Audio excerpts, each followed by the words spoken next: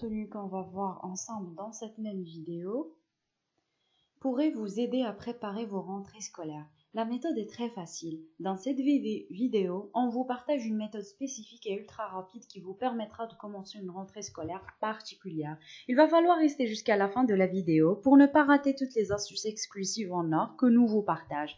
Regardez la vidéo en entier, c'est important pour avoir toutes les informations pour que ça marche parfaitement et très rapidement dès le début de la rentrée. C'est parti! Donc, préparez-vous à une rentrée scolaire particulière. Le plan s'articule selon les axes suivants. Qu'est-ce qu'un coronavirus? Quels sont les symptômes? Comment la COVID-19 se propage-t-elle?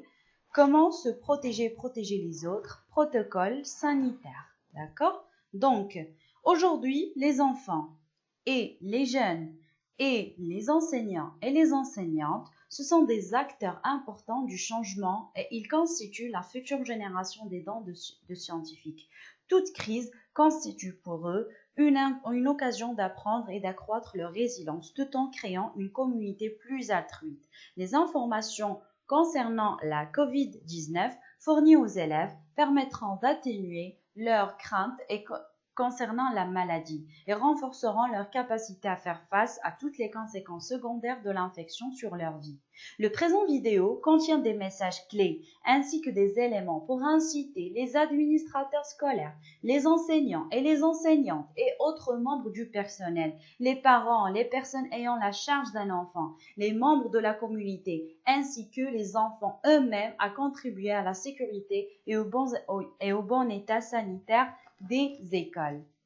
Donc, premièrement, il faut savoir qu'est-ce qu'un coronavirus. Et qui dit coronavirus, c'est la COVID-19. Co, c'est pour corona. V, c'est pour virus. D, c'est disease. 19, c'est 2019. Ou bien, nommé aussi la nCoV 2019. Eh bien, tout simplement, c'est une maladie provoquée par une nouvelle souche de coronavirus, d'abord appelée nouveau coronavirus. N, c'est pour nouveau. CoV, c'est coronavirus 2019. Le virus de la COVID-19 est un nouveau virus de la même famille que d'autres tels que le syndrome respiratoire aigu sévère, SRAS, de certains types de rhume courantes. D'accord? Passons maintenant aux symptômes. Les symptômes les plus fréquents de la COVID-19 sont toux sèche, difficulté à respirer ou essoufflement, la fièvre, maux de tête. Comment la COVID-19 se propage-t-elle? La maladie se transmet principalement d'une personne à l'autre par le biais de gouttelettes respiratoires expulsées par le nez ou par la bouche lorsqu'une personne malade tousse. Ok. La COVID-19 se propage dans la population suite à un contact direct ou bien un contact indirect, c'est-à-dire par l'intermédiaire d'objets ou de surfaces contaminées, ou un contact étroit avec une personne infectée par le biais de sécrétions buccales et nasales. Il s'agit notamment de la salive, des sécrétions respiratoires ou des gouttelettes de sécrétion, ou bien ce qu'on appelle les gouttelettes respiratoires. D'accord? Donc, comment se protéger et protéger les autres si on ne sait pas qui est infecté? Comment se protéger? Première solution, on entend souvent quand vous rentrez à l'école, lavez vos mains. À domicile, lavez vos mains. Dans les locaux, il faut laver les mains. Mais la question qui se pose, c'est comment je peux laver correctement mes mains. D'accord? Donc voilà les étapes les plus courantes pour le protocole sanitaire le plus courant dans le lavage des mains. D'accord? Donc premièrement, pomme contre pomme. Regardez bien, pomme sur dos de la main, pomme contre pomme, doigts entrelacés, dos des doigts contre la pomme opposée avec doigts emboîtés, pouce droit dans pomme gauche et vice-versa, les extrémités des doigts dans la pomme opposée des deux côtés et enfin, à ne pas oublier, poignet des deux côtés. Souvent, on oublie des endroits lors du lavage des mains. Par exemple, regardez ici, le pomme de la main et aussi dos de la main. Ces régions-là, c'est souvent oublié lors du lavage des mains. Ok? Donc, passons maintenant aux deuxième solution. Deuxième solution, c'est qu'il faut pratiquer ce qu'on appelle la distanciation physique, d'accord?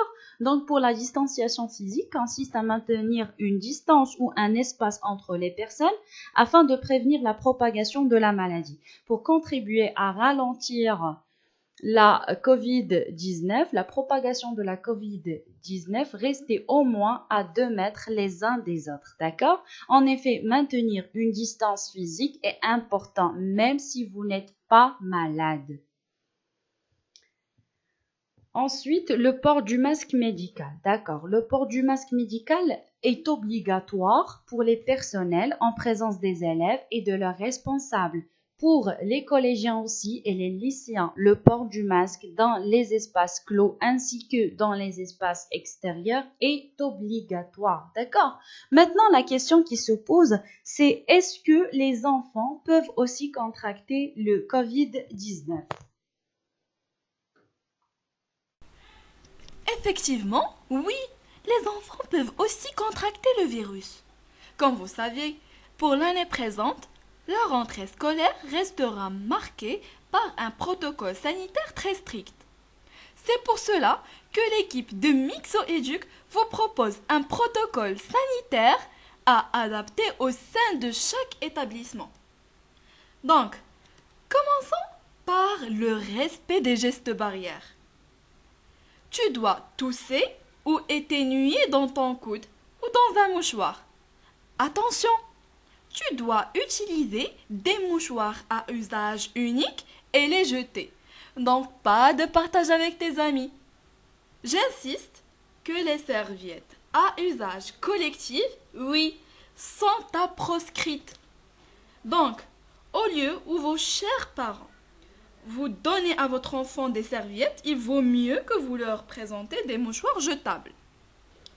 Tu dois, cher élève, toujours garder une distance sécuritaire avec tes autres collègues. Bien sûr, pour éviter les embarrassades. Gardez ou bien respecter la distance d'1 mètre entre 2 élèves dans tous les espaces, dans l'établissement bien sûr, que ce soit salle de classe ou bien aussi dans le rang. Il faut garder toujours la distance de 1 mètre. Ou bien dans la bibliothèque. Mais attendez, si tu regardes bien l'image, ces 2 élèves ont commis une erreur. Donc, tu mets la vidéo en pause, nous écris en bas dans les commentaires la faute commise. Alors c'est fait? Continuons. Le lavage des mains à l'eau et au savon doit être réalisé très régulièrement. Ou bien la désinfectation avec une solution hydroalcoolique. Bien sûr, cela avant et après les récréations, avant chaque repas, à l'arrivée dans l'établissement, dès l'arrivée au domicile, ou bien après être allé aux toilettes. Pour la limitation du barrassage des élèves, le déroulement de la journée et des activités scolaires est organisé pour limiter les regroupements et les croisements importants. Donc, les arrivées et départs sont particulièrement étudiés pour limiter le groupement d'élèves ou bien limiter le groupement des parents. Pour la limitation du barrassage dans les transports scolaires, il n'est pas obligatoire. Mais les élèves doivent tous porter leur masque. J'insiste bien sur ce point-là. Passons maintenant à la ventilation des locaux. Pour la ventilation des locaux, les locaux doivent être aérés aussi souvent que possible et pendant au moins 15 minutes à chaque fois, afin de minimiser les risques du Covid-19 dans les locaux des établissements. Les salles de classe ainsi que tous les autres locaux occupés pendant la journée. Les locaux doivent être aérés le matin avant l'arrivée des élèves, pendant chaque récréation, au moment du déjeuner et pendant le nettoyage des locaux. Mais Attention, cette aération doit avoir lieu au minimum toutes les 3 heures.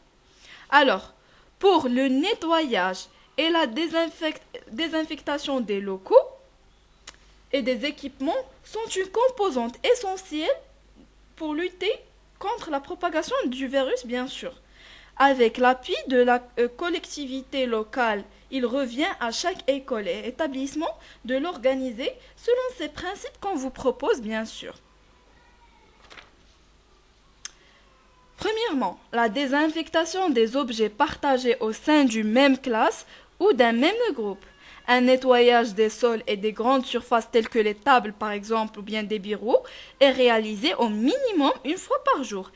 Ainsi, une désinfectation des surfaces les plus fréquemment touchées par les élèves ou les personnels dans tous les espaces communs tels que les poignées des portes.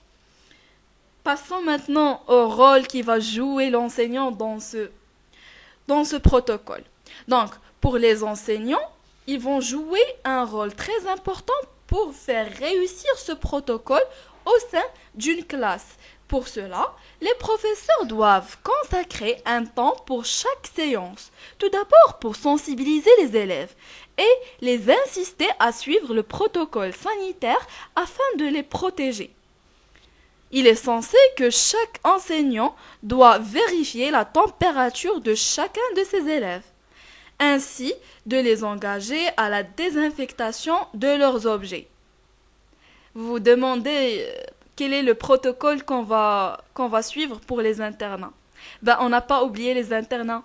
Donc, en ce qui concerne les internats, tout d'abord, les tables du réfectoire. Oui, les tables du réfectoire doivent se nettoyer et se désinfecter après chaque service. La deuxième des choses, c'est les chambres et les couloirs. Donc, pour les chambres doivent être aérées. Les couloirs doivent être désinfectés et nettoyés, ainsi que les responsables doivent s'assurer de la réussite du protocole.